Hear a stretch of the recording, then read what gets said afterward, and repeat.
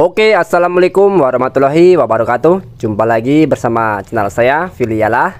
Di kesempatan video saya kali ini, saya akan membahas mengenai bibit sawit yang sudah berusia atau yang sudah berusia di atas 2 tahun ya. Dan ini adalah contoh bibit yang siap tanam, usianya sudah 11 bulan.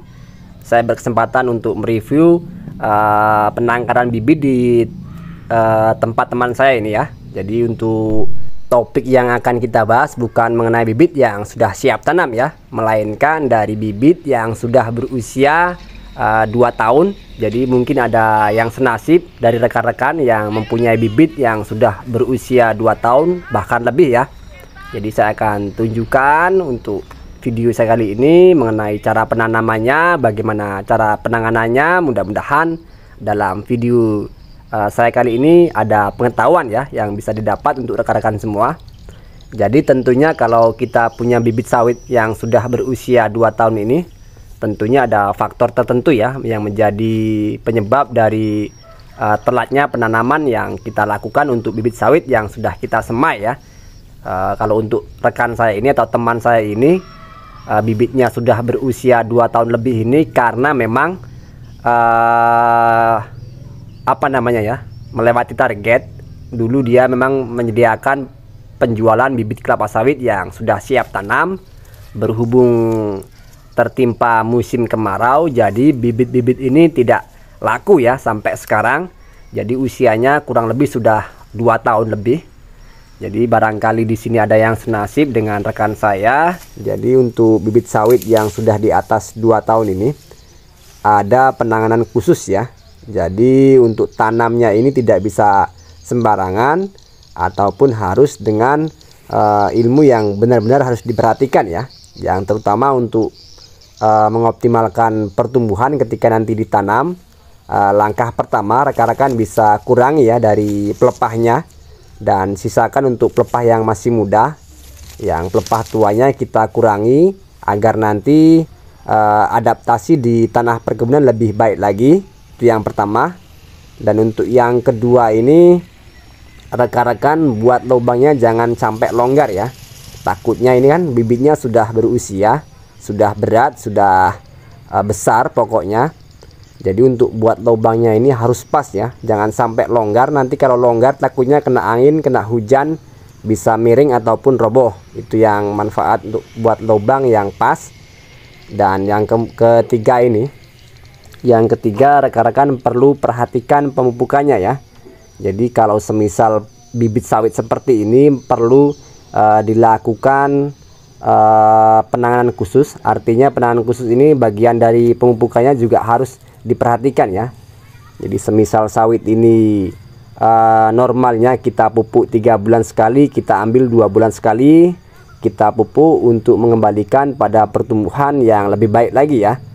Jadi untuk sawit ini seharusnya sudah di lahan sudah dilakukan tahap kastrasi, sudah jatuh tahap kastrasi apabila ditanamnya 1 tahun yang lalu. Cuman itu tadi dari rekan saya ini banyak sekali menyediakan bibit sawit yang sudah siap tanam, baik dari varietas PPKS ataupun Sriwijaya dan lain sebagainya ya.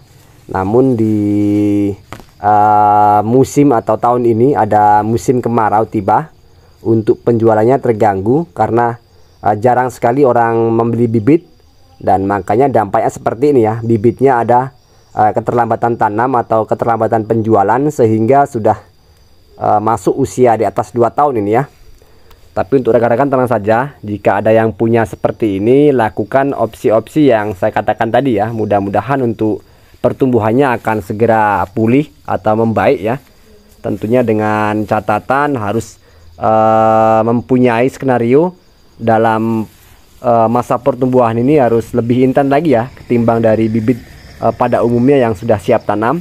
Jadi yang pertama tadi kurangi dari pelepahnya supaya nanti lebih cepat untuk adaptasi di tanah perkebunan. Dan yang kedua jangan buat lubang terlalu lebar, artinya bibit ini sudah berat, sudah besar pokoknya. Kalau terkena angin atau hujan takutnya bisa miring atau roboh ya.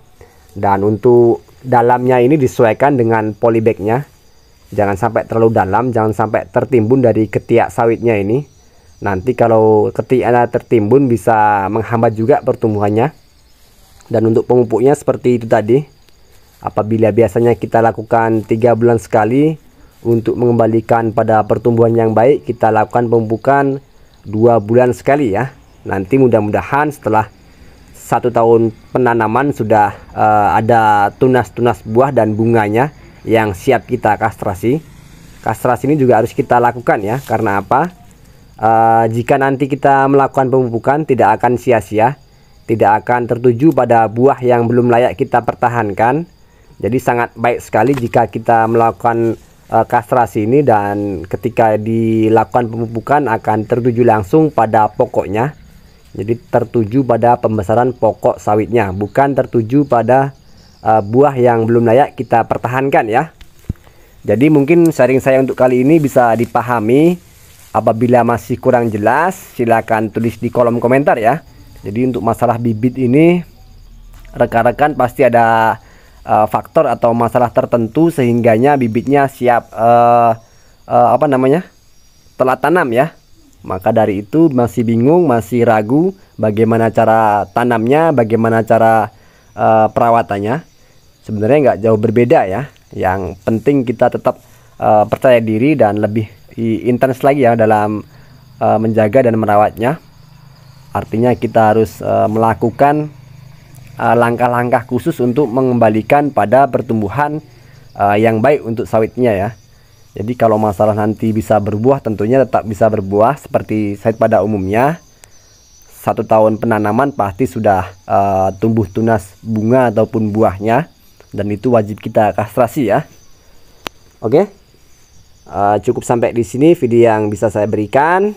Dan seperti ini keadaan penangkaran bibit kelapa sawit milik rekan saya ya, dan saya diizinkan untuk shootnya karena memang bibitnya ini sangat banyak sekali dari berbagai macam varietas dan ada keterlambatan penjualan, makanya dampaknya seperti ini. Bibitnya sudah tua ya, sudah lewat masa usia siap tanam.